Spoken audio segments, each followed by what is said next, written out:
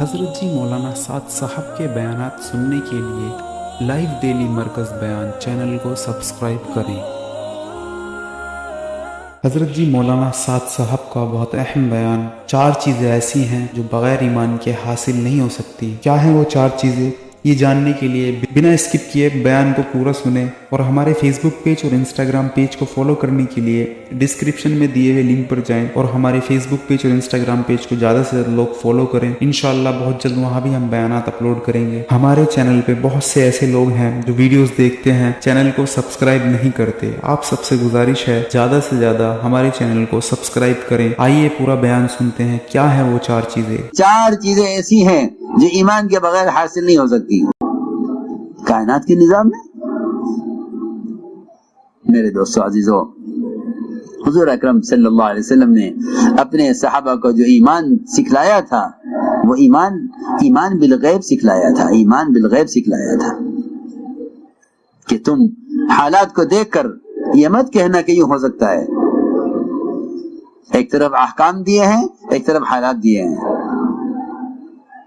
کیسے ایمان بالغیب سکھلایا تھا؟ اللہ اکبر۔ ایمان کی تعلیم دی، پھر ایمان کے امتحان لیا۔ ایمان کی تعلیم دی، پھر ایمان کے امتحان بھی لیا۔ حضور اکرم صلی اللہ علیہ وسلم کی جو بات، آپ کی بات اتنی سچی ہے کہ آپ کی بات کی تصدیق کرنا اپنے سنے دیکھے بغیر، یہی اصل ایمان ہے۔ بلکہ حضرت خزیمہ بن ثابت رضی اللہ تعالیٰ عنہ سے آپ نے جب سوال کیا کہ خزیمہ تم نے کیسے گواہی دی ہے، اس واقعے میں جس میں آپ نے ایک دیہاتی سے گھوڑا خریدا،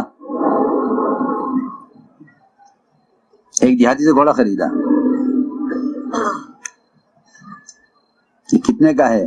کہ اتنے کا ہے۔ فرمایا آؤ ہم قیمت دیں اس کی۔ معاملہ ہو گیا، قیمت طے ہو گئی۔ آپ آگے بڑھے تیزی سے قیمت دینے کے لیے۔ ادھر پیچھے گھوڑے والا تھا، گھوڑے کو لے کر لوگ میرے گھوڑے والے سے گھوڑا بیچو گے؟ اس نے قیمت بڑھا کر بتلائی، دوسرے گاہکوں سے بات کر لی اور آواز دے کر کہا کہ اے محمد صلی اللہ علیہ وسلم، آپ گھوڑا خریدیں گے؟ ان کو بیچ دوں۔ آپ نے فرمایا یہ گھوڑا تو میں تم سے لے چکا ہوں، میرا معاملہ تمہارا ہو چکا ہے۔ اس نے کہا نہیں، ہماری آپ کی کوئی بات نہیں ہوئی۔ اس کو پیسے زیادہ مل رہے تھے دوسروں سے۔ میں لے چکا ہوں۔ اس نے کہا نہیں، میری آپ کی کوئی بات نہیں ہوئی۔ گھوڑے والے نے کہا کہ اچھا ایسا اگر ہے تو آپ گواہ لائیے۔ اسے معلوم ہے گواہ کوئی تھا نہیں، اور کون گواہی دے گا؟ گواہی کون دے گا؟ گواہ کوئی تھا نہیں۔ چنانچہ اس کا اصرار گواہ کا، آپ فرما رہے گواہ کوئی نہیں ہے، اتنے میں گزر رہے تھے وہاں سے خزیمہ۔ انہوں نے سنا کہ دیہاتی آپ سے گواہ مانگ رہا ہے، آگے بڑھے کہ میں گواہی دیتا ہوں کہ آپ نے گھوڑا اس سے خرید لیا تھا۔ آپ نے حضرت خزیمہ سے جو فرمایا کہ تم نے گواہی کیسے دی ہے، یہ سوال نبی کا، یہ سوال اس مقصد کے لیے نہیں ہے کہ آپ موقع پر نہیں تھے، آپ نے کیسے گواہی دی، بلکہ نبی کا یہ سوال اس مقصد کے لیے ہے کہ خزیمہ اگر ہم تم سے ڈانٹ کر بھی پوچھے تم نے کیسے گواہی دی ہے تو ایسا تو نہیں کہ تم انکار کر دو۔ سنو میں کچھ کہہ رہا ہوں۔ یہاں خزیمہ کے ایمان کا امتحان تھا۔ ہمارے پوچھنے پر اپنی بات سے پھر تو نہیں جاتے؟ جی ہاں، چونکہ نبی جس بات کو لے کر آئے ہیں اس کا ان کو خود یقین ہے،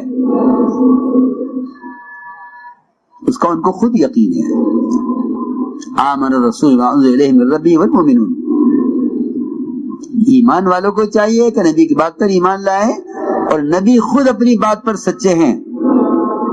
نبی سے جھوٹ کا صدور نہیں ہو سکتا۔ آپ کا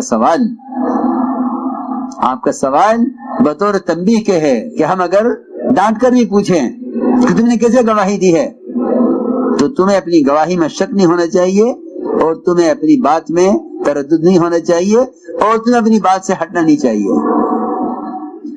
عجیب بات ہے۔ عرض کیا کہ میں کیوں نہ گواہی دوں، یہ ایک گھوڑا، اس کی کیا حیثیت ہے؟ آپ نے ہمیں قبر کی، حشر کی، جنت کی، دوزخ کی، عرش کی، کرسی کی، اللہ کے وجود کی خبریں دی ہیں، ہم نے تو کچھ بھی نہیں دیکھا۔ ہم تو اس سب کو مانتے ہیں صرف آپ کی تصدیق میں، صرف آپ کے کہنے پر۔ تو جو ذات اتنی بڑی بڑی چیزوں کے بارے میں جھوٹ نہ کہے، وہ ایک گھوڑے کے بارے میں کیا غلط کہے گی؟ فرمایا آج سے خزیمہ کی گواہی 2 کے برابر، سچے ایسے ہوتے ہیں۔ تصدیق کہ نبی کی بات کی تصدیق، کہ نبی کی بات کی تصدیق کرو۔ ہم نے عرض کیا کہ یہ ہے مثال ایمان بالغیب کی، یہ ہے مثال ایمان بالغیب کی۔ تو جب ایمان بالغیب آئے گا تو پھر مسلمان کا قدم ظاہر کے اعتبار سے نہیں اٹھے گا، کیونکہ احکام سب غیب میں ہیں، احکام سارے غیب سے آئے ہیں۔ کائنات کا نظام ظاہری ہے، احکام غیب میں ہیں۔ غیب کے اعتبار سے آدمی قدم جب اٹھائے گا جب یقین غیب پر ہو، مشاہدات، تجربات، اسباب کی بنیاد پر قدم جب اٹھائے گا جب اس کا یقین ظاہر پر ہوگا۔ اس لیے ظاہر پرست، مادہ پرست، ان کے اقدامات حرام کی طرف ہوتے ہیں، اور مومن کا جو قدم اٹھے گا وہ حکم کی طرف اٹھے گا، اس لیے کہ احکام غیب میں ہیں۔ احکام سب غیب میں ہیں، سارے احکام غیب سے آئے ہیں، ان کے وعدے غیب میں ہیں۔ اس لیے فرمایا میرے دوستو عزیزوں کہ سب سے پہلے اس دعوت کے ذریعے ایمان سیکھو۔ صحابہ فرمائیں تعلمنا الایمان، یہ معلوم ہوتا ہے کہ جس طرح اعمال کا علم ہے ایمان کا بھی علم ہے، لیکن اس زمانے میں مسلمان ایمان کے علم سے بالکل جاہل ہے۔ ایمان کا بھی علم ہے نا، کیونکہ نماز کا علم، روزے کا علم، زکوٰۃ کا علم، حج کا علم، جیسے سارے فرائض کا علم ہے ایسے ایمان کا بھی علم ہے، ایسے ایمان کا بھی علم ہے کہ ایمان کا بھی علم حاصل کرو۔ اس لیے فرمایا کہ یہ ایمان اپنی علامتوں کے ساتھ ہے، ایمان اپنی علامتوں کے ساتھ ہے، ایمان کوئی دعویٰ نہیں ہے، ایمان ایک حقیقت ہے۔ میں نے شروع میں عرض کر دیا تھا کہ 4 چیزیں ایسی ہیں جو ایمان کے بغیر حاصل نہیں ہو سکتی، جس میں بنیادی چیز استقامت ہے، ایمان کے بغیر استقامت نہیں ہے۔ ان الذين قالوا ربنا الله ثم استقاموا، یہ اللہ کو رب بنا کر آیا اللہ کے احکام پر قائم ہے یا نہیں؟ اس لیے ایمان کی سب سے پہلی علامت استقامت ہے۔ استقامت کہتے ہیں پورے دین پر چلنے کو، استقامت کہتے ہیں پورے دین پر چلنے کو، جزوی دین پر چلنا استقامت نہیں ہے۔ اللہ مجھے معاف فرمائے، جزوی دین پر تو منافقین چلتے تھے، ہاں دوسروں میں کیا کہہ رہا ہوں، ایمان کے بغیر استقامت نہیں، کیونکہ استقامت کسے کہتے ہیں؟ استقامت اس کو ہرگز نہیں کہتے کہ آدمی اسلام کے احکام میں سے کسی ایک حکم کو مضبوطی کے ساتھ تھام لے اور یہ کہے کہ بھئی میں تو یہی کر سکتا ہوں، باقی تو میں نہیں کر سکتا، ہاں باقی تو میں نہیں کر سکتا، جو میں کر سکتا ہوں میں کر رہا ہوں۔ اور پھر اس پر مزید یہ کہ اللہ نے تو انسان کو اس کا مکلف کیا ہے جس کی اس میں طاقت رکھی ہے۔ اس کو بھی لوگ سمجھتے نہیں کہ کیا مطلب ہے اس کا۔ جو کام کرنا چاہا، حالات مساعد ہوئے، حالات نے ساتھ دیا، کر لیا، جس میں حالات نے ساتھ نہ دیا اس کو چھوڑ دیا اور کہہ دیا کہ لا یکلف اللہ نفسا الا وسعها، حالانکہ لا یکلف اللہ نفسا الا وسعها کا مطلب یہ ہے کہ اللہ تعالی نے کسی مسلمان کو ایسا کوئی حکم نہیں دیا جس کے کرنے کی اس میں طاقت نہ رکھی ہو۔ ہاں سوچو، اگر تم نے پہاڑ ایک جگہ سے دوسری جگہ سرکائے تو میں تمہیں عذاب دوں گا، اگر تم نے آسمان پہ چڑھنے کا ارادہ کیا تو میں تمہیں عذاب دوں گا۔ اللہ نے کہیں نہیں فرمایا، کیونکہ یہ انسان کے بس سے باہر کی چیزیں ہیں۔ ہم نے تو انسان کو اتنے کا مکلف کیا ہے جتنے کی اس میں طاقت رکھی ہے، یہ کسی حکم کا انکار نہیں کر سکتا، یہ مطلب ہے اس کا مطلب یہ ہے کہ یہ حکم کا انکار نہیں کر سکتا، کیونکہ ہم نے جتنے کا مکلف کیا ہے اتنی اس کے اندر قوت رکھی، اتنی طاقت رکھی ہے۔ چنانچہ اس زمانے کے لوگوں نے کوشش کر کے ایک نیا راستہ بنایا ہے، سنو دھیان سے، ایک نیا راستہ بنایا ہے کفر و اسلام کے درمیان میں، کہ بھئی یہ ہم عوام الناس کے لیے ہے، نہ ہم ایسے ہیں کہ سنت کی پابندی کریں، نہ ہم ایسے ہیں کیونکہ ہمارا ماحول، ہمارا سوسائٹی، ہمارا نظام کچھ ایسا ہے۔ جی ہاں، اور رہا یہ راستہ کہ یہ راستہ اللہ والوں کا، اولیاء اللہ کا، حالانکہ دین کا ایک ہی راستہ ہے، اولیاء بھی اسی میں، تاجر بھی اسی میں، زمیندار بھی اسی میں، حاکم بھی اسی میں، وزراء بھی اسی میں، کہ تم کسی بھی عہدے پر ہو اور کسی بھی مال کی فراوانی میں ہو، تمہارے چلنے کا راستہ ایک ہی ہے۔ ورنہ یہ الگ راستہ جو بنایا تھا، یہ راستہ بنایا تھا منافقین نے، یہ راستہ بنایا تھا منافقین نے۔ وَمِنَ النَّاسِ مَن يَعْبُدُ اللَّهَ عَلَى حَرْفٍ، کہ ایسے بھی لوگ ہیں جن کے بارے میں کہا ہے منافقین کہ وہ کفر اسلام کے بارڈر پر چلتے ہیں، نہ پورے کفر میں نہ پورے اسلام میں، بلکہ کفر اسلام کے بارڈر پر چلتے ہیں۔ حالات دیکھتے ہیں، اگر حالات اسلام کے خراب ہوتے تھے تو یہ پلٹتے تھے کفر کی طرف، اور اگر حالات کفر کے خراب ہو کے اسلام کے اچھے ہوتے تو یہ پلٹ جاتے تھے اسلام کی طرف۔ یہ کہ نہیں، اسلام تو ایک ضابطۂ زندگی کا نام ہے، اور چند احکام کے لیے چھانٹ لینا یہ اسلام نہیں ہے۔ اسلام تو ایک ایسا مکمل طریقہ زندگی ہے جس کا کوئی جز الگ نہیں کیا جا سکتا۔ جی ہاں، کوئی جز الگ نہیں ہو سکتا کہ چلو اتنا کام چھوڑ دو۔ آج کل لوگوں کا مزاج ہے، کہتے یہ تو سنت ہے، اس کا کرنا ضروری نہیں ہے، جی یہ سنت ہے، چھوڑ دو اس کو۔ حالانکہ خدا کی قسم اتباع سنت کے بغیر دین کامل ہو نہیں سکتا۔ فرائض اسلام میں داخلے کی شرائط ہیں، فرائض اسلام میں داخلے کی شرائط ہیں۔ اسلام کا تعارف، اسلام کی تشریح، اسلام کا کمال خدا کی قسم صرف اتباع سنت میں ہے، ورنہ حضور اکرم صلی اللہ علیہ وسلم اتباع سنت پر نہ چلنے والوں کو اور سنت کا اہتمام نہ کرنے والوں کو جب آپ کہیں گے قیامت میں میری امت، اللہ فرمائیں گے نہیں آپ نہیں جانتے آپ کے بعد نے آپ کے طریقوں کو کیسے مٹایا ہے، آپ نہیں جانتے آپ نے کیا کیا ہے۔ صاف من رغب عن سنتی فلیس منی، جو میری سنت سے اعراض کرے وہ میری جماعت میں سے نہیں ہے۔ یہاں لوگوں نے معمولی سمجھا ہے سنت کو، حالانکہ مسلمان کا تعارف اتباع سنت کے بغیر ممکن نہیں ہے۔ میری بات یاد رکھنا، جو قوم اپنے معاشرے پر مجتمع ہوتی ہے، ساری دنیا کا قانون اور ساری دنیا کی طاقتیں ان کا کچھ نہیں بگاڑ سکتی۔ جو قوم اپنے طریقوں پر مجتمع ہوتی ہے، مسلمان اتباع سنت پر مجتمع نہیں ہے۔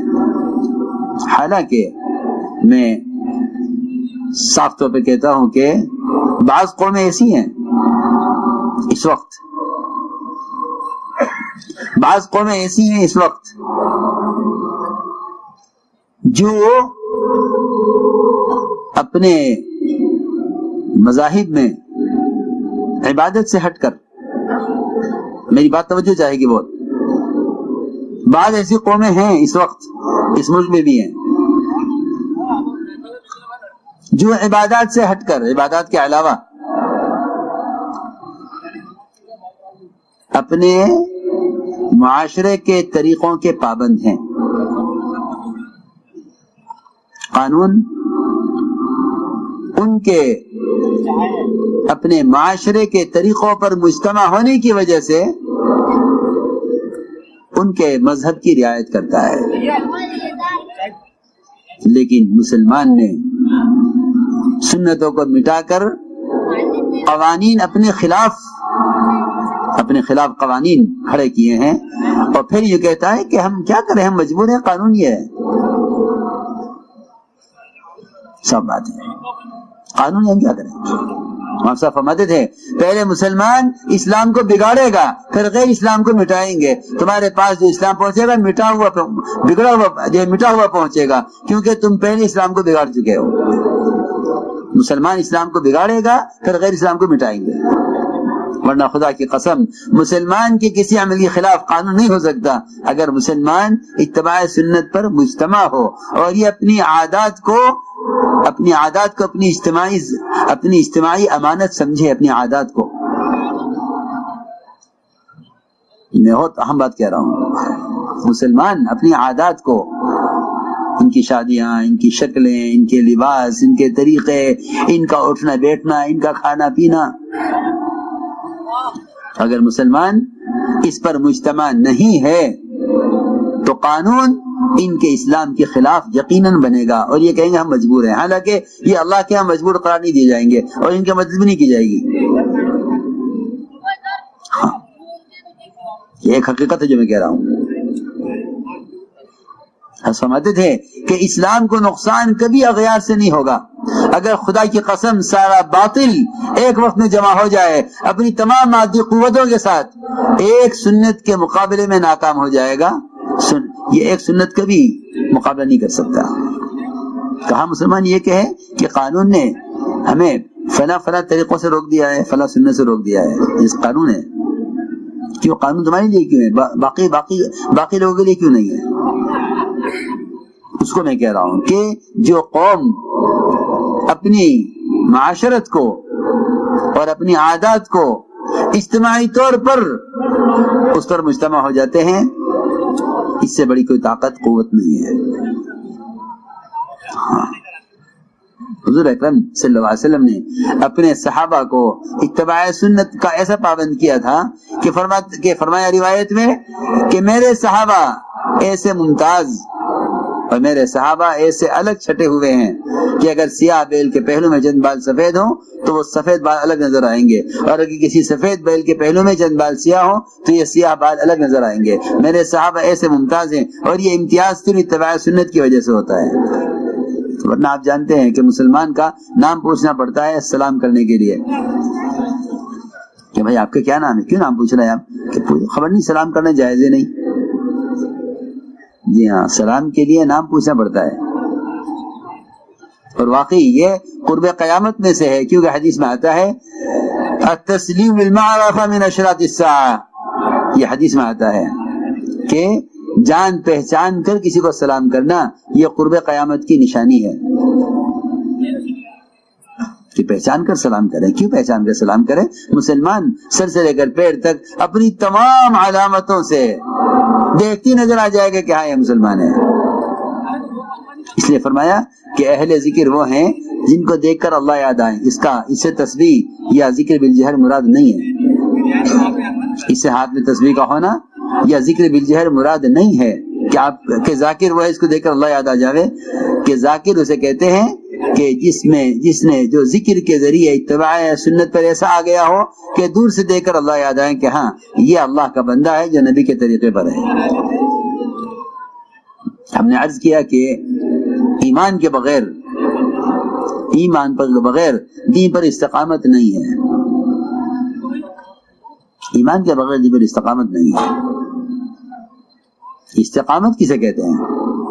اللہ نے فرمایا وَأَنِ اعْبُدُونِي هَذَا صِرَاطٌ مُسْتَقِيمٌ کہ تم میری عبادت کرو، یہ سیدھا راستہ ہے. جی ہاں، میری عبادت کرو یہ سیدھا راستہ ہے. وَأَنِ اعْبُدُونِي هَذَا صِرَاطٌ مُسْتَقِيمٌ، میری عبادت کرو یہ سیدھا راستہ ہے. اس لیے عبادت کے بارے میں بھی جاننا چاہیے کہ عبادت آیا صرف نماز پڑھنے کو کہتے ہیں یا عبادت اللہ تعالی کی کامل اطاعت کو کہتے ہیں. عبادت کا لفظ بہت جامع لفظ ہے جو سارے احکام کو شامل ہے. عبادت سے نماز پڑھنے کا نام نہیں ہے، بلکہ امام غزالی فرماتے ہیں نماز، روزہ، حج، زکوٰۃ، ذکر، تلاوت، دعوت اللہ کی محنت، تجارت، پڑوسیوں کے حقوق، سنت کا اہتمام، یہ 10 چیزیں مل کر عبادت ہے. یہ 10 چیزیں مل کر عبادت ہے. عبادت کسی ایک عمل کا نام نہیں ہے. تجارت کو عبادت میں داخل کیا ہے. جی ہاں، اس لیے اگر تجارت عبادت پر نہیں آئی تو پھر یہ عبادات بھی قابل قبول نہیں ہوں گی. اس لیے کہ حرام کمائیاں عبادات کو کھوکھلا کر دیتی ہیں اور دعاؤں کو مردود کر دیتی ہیں. جی ہاں، تفصیل ہے کہ ہم نے جو احکام دیے ہیں اس میں کوئی حکم بھی چھوٹا نہیں ہے، بلکہ یہاں تک آتا ہے کہ اگر کوئی کسی چھوٹی سی آبادی کا گاؤں کسی ایک سنت کے چھوڑنے پر مجتمع ہو جائے اور یہ اعلان کر دے کہ ہم اس سنت عمل نہیں کریں گے تو اس گاؤں سے قتال کرنے کا حکم ہے اس سنت کو زندہ کرنے کے لیے. جی ہاں، یہاں تو فرائض امت چھوڑے ہوئے ہیں اور خروج کا اور نکلنے کا اور ان کو سمجھا کے فرائض پر لانے کا کوئی اہتمام ہی نہیں ہے. حالانکہ قتال کا حکم ہے کہ سنت کے احیاء کے لیے اس گاؤں سے قتال کیا جائے جو کسی سنت کے چھوڑنے پر عین الاعلان مجتمع ہو جائیں. ویڈیو کیسا لگا آپ کو اپنی رائے کمنٹ میں ضرور دیں. ویڈیو کو زیادہ سے زیادہ شیئر کریں تاکہ سب لوگوں تک یہ بات پہنچ پائے.